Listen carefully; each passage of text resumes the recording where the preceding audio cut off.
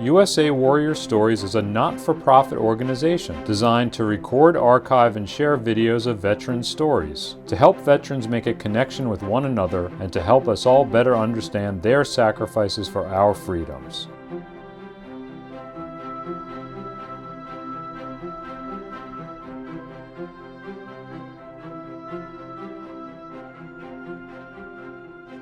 Okay, Angie Agundez, maiden name is Hodge.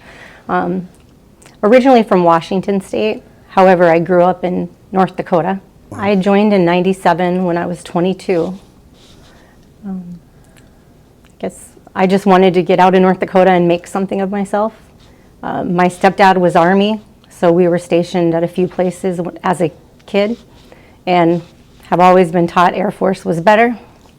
Better housing, better, when you deploy, you have better places to stay.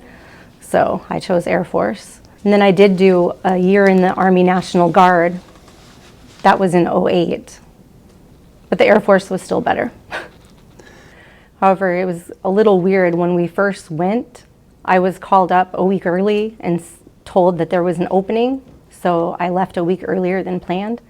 And then when we got there, there was too many women.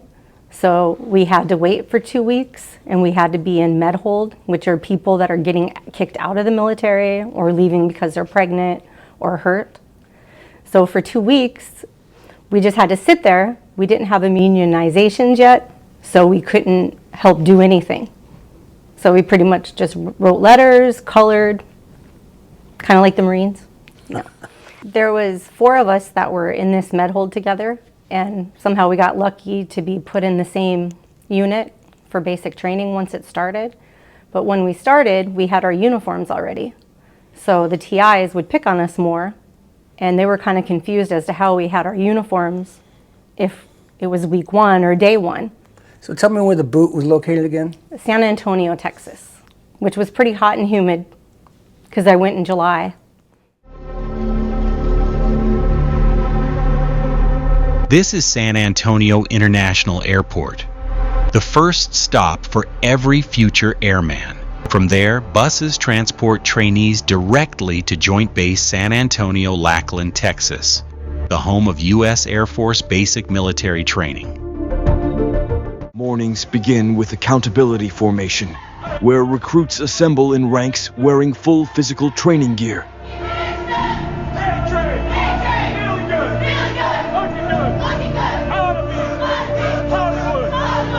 Physical training kicks off around 5:15 to 5:30 a.m. and lasts 45 to 60 minutes, focusing on endurance, strength, and flexibility.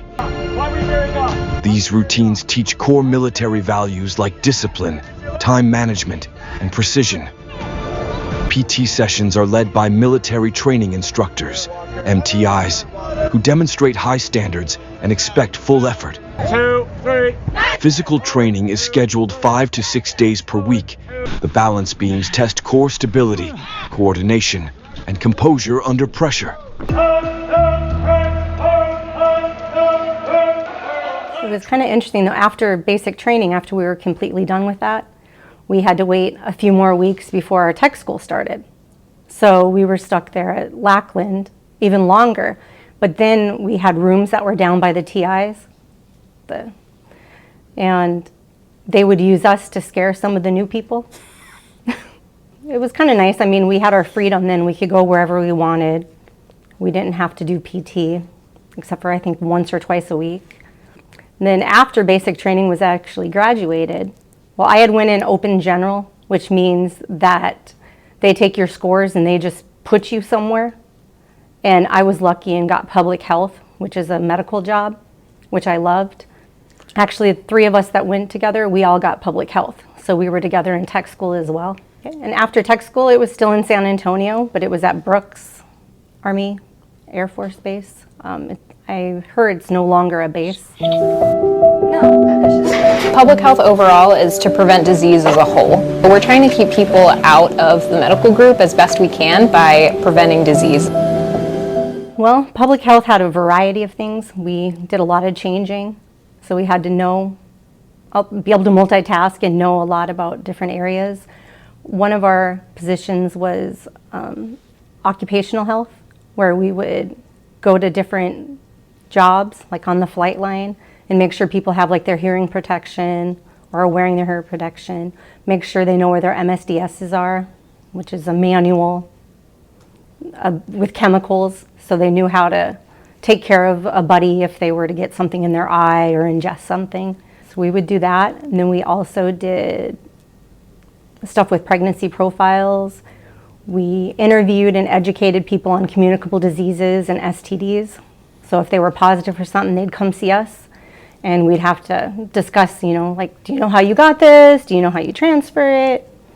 If there's medication involved, we would call them and make sure that they're getting the refills when they're supposed to be. And then we also did food sanitation and interviews. So what we did is we would be a health inspector.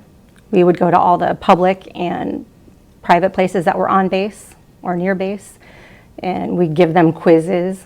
Like when I was in Korea, we had one written in Korean and Hangul. That way they could take the test. We would do food handling training courses. We did briefings. If someone was about to deploy, we would have to research where they're going and look up the flora and fauna and things that they needed to worry about and give a group briefing to them, letting them know. And then we'd figure out what immunizations they needed. Also, if someone was new to a base, we did a big briefing there, welcoming them to the base and telling them a little bit about the area and things they needed to watch out for. And also, we always stressed the communicable disease part. We also inspected like the commissary to make sure like that they rotate things first in, first out, that they weren't selling things that were bad or outdated. Yeah, usually if you're at your base, you'll be given like you're doing hearing conservation or you're doing the communicable disease part. So generally you have someone in your office that only does that. However, we had to be trained in all areas because if someone was gone, we had to step in, which I liked because at least if someone came and someone was at lunch or at an appointment, they could still be helped. At first I was given Anchorage, Alaska, and was pretty excited because my dad lives there. However, a few weeks before we left, it got changed to Osan, Korea, which at first was kind of scary because it's Korea and I didn't really know anybody that had been there except for during wars. It ended up being a great base. Established in 1951 during the Korean War, Osan Air Base was built to support U.S. air operations on the Korean Peninsula. Since then, it stood as a vital symbol of strength, readiness, and alliance. Today, Osan is a forward-deployed base where every airman plays a vital role in real-world operations. Through frequent joint and combined exercises with our allies, service members at all levels gain valuable experience in a high-tempo environment, building readiness, growing as leaders, and contributing directly to regional security. Beyond the mission, Osan offers a strong sense of community, with quality schools, childcare, support programs, and year-round activities. It's a place where both individuals and families can thrive. Surrounded by rich culture and natural beauty, Osan is more than a duty station. It's a place to grow, connect, and experience the unique opportunities of serving overseas.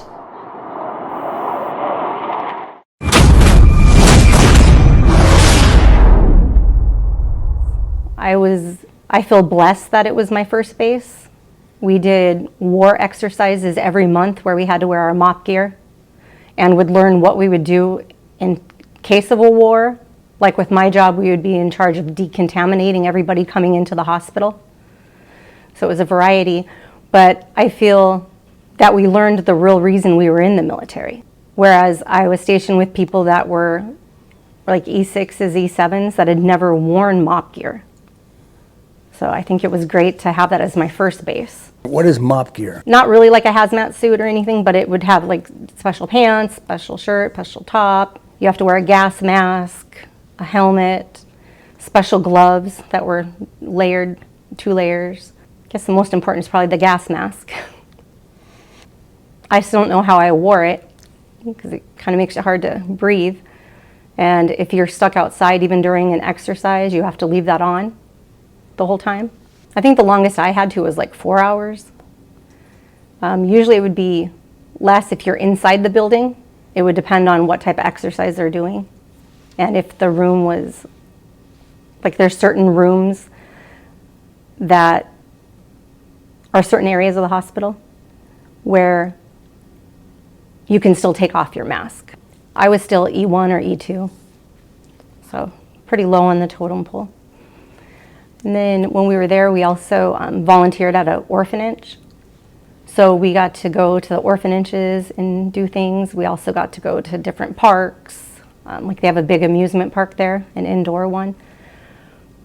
We got to do a lot with that. Usually I was a bus driver or the shuttle bus. So I'd drive them around. We had a curfew, so we all had to be in by a certain time, be inside the gate. Did you go to the 38th parallel? Yeah, we did. And we did do a field trip, as you would say, up to the DMZ. I guess the most memorable thing would just be doing things with the orphanage. Like it's something we didn't expect that we would be doing. Was that a humanitarian side of your service that was required? They wanted No, to it do? wasn't required. It was just a volunteer thing if we wanted to do it. How long in total were you in Korea? A year, but it went fast. It's considered a short tour, so I don't remember if we knew before we went there or if it was shortly after we got there. We got our follow-on orders, in which I was going to Aviano, Italy. At Aviano Air Base, we are ready and adaptive warriors, ensuring air power delivery of geopolitical consequence. We are committed to our allies and partners. When we say we secure the base, generate combat air power, and we are ready to deploy and fight from home, we mean it. So it was a great base and it was exciting to be able to leave. I did come home for 30 days in between and then went to Italy. Same type of work? It's the same work. We just had a bigger office with more people. Luckily, I had great higher ups. Do you get any kind of rate change or anything when you get there? I did get Airman of the Quarter and Airman of the Year. Airman of the Year is one that you go up against the airmen from all of the companies, all the units. And I had gotten Airman of the Year, so I got an incentive flight and got to fly in an F-16 over Italy, so you got to go over the mountains and over the water. That was pretty cool and memorable. But he lets you take over the rain and you get to actually do flips and fly it yourself. Very cool. But of course, the captain was there in another seat. The other thing with being in Italy, we were there during Kosovo, when everything was going on in Kosovo, so we had tent city everywhere, so we had people from all branches in tent city, and we did have to inspect it, make sure it was clean, check the porta-potties, their mess hall, and the showers. I was there for 3 years. I was working my military job, of course, and then I also worked part-time as a server at the NCO club and was going to school. And then I was pretty active in a church that I was part of. And then, like I mentioned, we had a great higher up, the NCO above me. We were both studying for our next rank. I was studying for E5 and he was studying for E6. And we would study together. When it was downtime, we would study together and quiz each other, which really helped a lot. So I did make E5 my first time testing, where several people I talked to, it took 2 or 3 times for them to pass. And with that, we have to know Air Force stuff, but then we have another test on our job as well. So we have to know all of our parts of our job inside out. However, I ended up getting out before I pinned it. I didn't get to pin, like I said, the other rank because I had gotten out beforehand, because you have to go to an ALS, which is Airman Leadership School, and that was during 9/11 and after, so for a while they postponed all those. I was only in for 5 years active duty. What are your feelings about the fact that we incorporate and appreciate the fact that we have women serving in our military? Well, I think it's important. For one, most women have more empathy, I guess, than a lot of men. and sometimes drastic things happen or traumatic things, and I think sometimes a woman is the one to help work through it or to calm you down. So I think that's important, and it gives women the opportunity to work in a job that was generally for men and learn a lot. Also, there's certain positions like a nurse. A lot of men don't really want to be a nurse, but you need nurses. I think we should still have, like a lot of the other countries, where you have to go in and serve at least 2 years, just for people to grow up, for one, and learn some responsibility, and then choose if they want to stay in and see the world or just get out. But I think that would be great. I feel blessed that I was able to.